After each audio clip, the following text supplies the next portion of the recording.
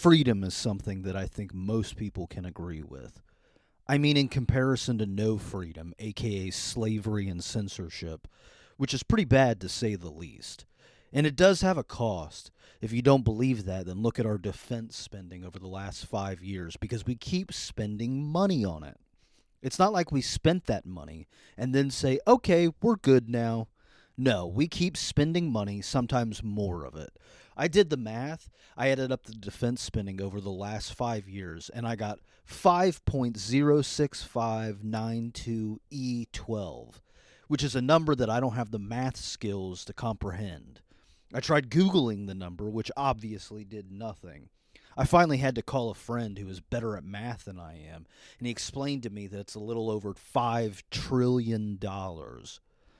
So I divided that by the population of the United States, and it comes out to a little under $15,000, assuming everyone pays taxes, which we all know isn't true. That's a decent sized bill for safety. One that does look strangely large, considering who are killing Americans as well, other Americans. We can't stop killing each other. It's like a national pastime. Baseball, Barbies, and inventing new ways to murder one another. That's a sampling of the vibes that we bring. We pay a decent sum of money so we can feel the comfort of safety from the fears we have about the world outside our borders. But that comfort is starting to crack. It's like an old blanket from childhood that you still keep even though it's got lots of holes in it. We keep paying into this defense infrastructure, and all that we seem to get is the memories of when we all felt safe and secure. The facade of security is our eagle, roaming the skies and in search of any threat. Now the eagle has grown tired and old, ready to retire and feast on what they caught. Freedom has a price, which is what we sell it at, and freedom has a cost, which is what we buy it at. Freedom has a tax, which is the cost that we pay to maintain the infrastructure, which is beginning to rot in its core. The bad part is that people don't believe in the security package anymore. They've lost faith in the government's ability to make us feel safe and secure, so they're turning to their own means to provide that safety and security. An American suburban home has become a mini castle, filled with weapons and cameras, and I've even seen some people who booby trap their own home. What a bad place to be drunk and forgetful in. I mean this in all sincerity, but the founding fathers must love this. If they were alive, they would really get a kick out of us being so confused and uncertain about the future because they were as well. They didn't know what was going to happen to the concept of freedom in this country or where we were headed to in the future. They were trying to defeat Great Britain and establish a new reality. And now here we are, almost 250 years later, and we don't know where we're going or who we are, whilst maintaining some concept of freedom. In summation, I feel like we as the people are out at sea in our tiny little ships. We're trying to find land, but no shore seems to be in sight. And until we reach land, we're going to be sailing directionless into the ocean, bumping into rocks and icebergs, wondering when we can finally set our feet on a sturdy surface.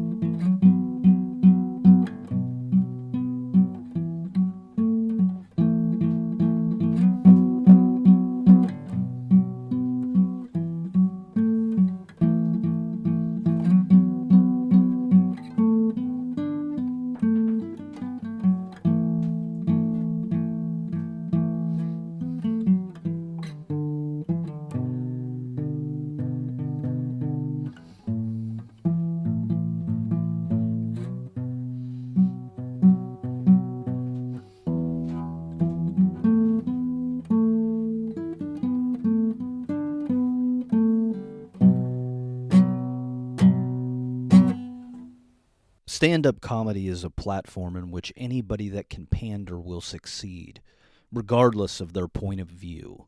We've seen it go through waves of different influence that has been at the top of the game, and yet nothing stays the same. made of an ocean of diverse talent that has conquered comedy and other areas of entertainment. It's a real shame it's so boring now. Take a look at someone like Joe Rogan, arguably the biggest media figure in the world at this point. The aliens might come down, and the first thing that they will probably hear is Joe Rogan, much to our chagrin. But a stand up is no better than the guys he's made fun of on his podcast and in real life. It feels like one hack calling out another hack, and an endless cycle of bland conversations.